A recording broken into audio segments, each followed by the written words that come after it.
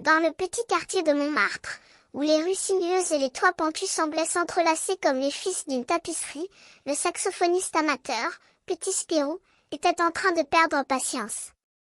Il s'était promis de jouer avec son nouveau saxophone, offert par Gourmandine, sa voisine bienveillante, le jour de son congé. Mais le bruit qui sortait de l'instrument était loin d'être ravissant. Il était plutôt une cacophonie de sons désagréables qui semblait se battre pour sortir de la petite pièce.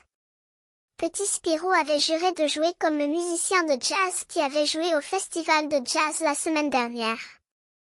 Il avait même déclaré à ses amis qu'il allait surpasser ce virtuose avec son saxophone. Mais en ce moment, il se sentait plutôt comme un enfant qui essayait de marcher pour la première fois.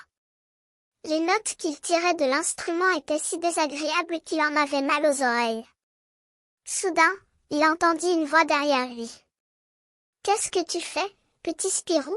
demanda Gourmandine, inquiète. Petit Spirou se retourna, les yeux rougis par la frustration.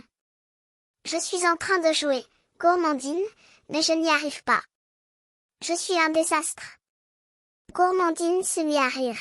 « Ah, Petit Spirou, tu es trop tendu. Il faut que tu apprennes à jouer avec détente. Et pour commencer, il faut accorder ton saxophone. » Petit Spirou se sentit échaudé, mais il suivit les conseils de Gourmandine. Il ajusta les bretelles de l'instrument, et les notes qui sortaient devinrent plus claires, plus harmonieuses. Mais juste à ce moment, il entendit un bruit de sabotage derrière lui. Il se retourna et vit que son colocataire, un grand musicien, avait mis en route un instrument adjacent et jouait avec une maestria qui éclipsait même la virtuosité du musicien de jazz. Petit Spirou se sentit trahi. « C'est pas possible, » cria-t-il. « Il faut que je joue autant bien que lui. » Gourmandine intervint, calmement.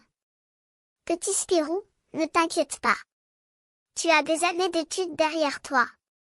Tu es un saxophoniste amateur, mais tu as le talent.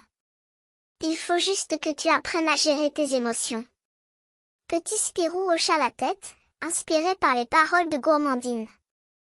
Il se concentra sur son jeu, et les notes qui sortaient de l'instrument devinrent plus harmonieuses, plus belles.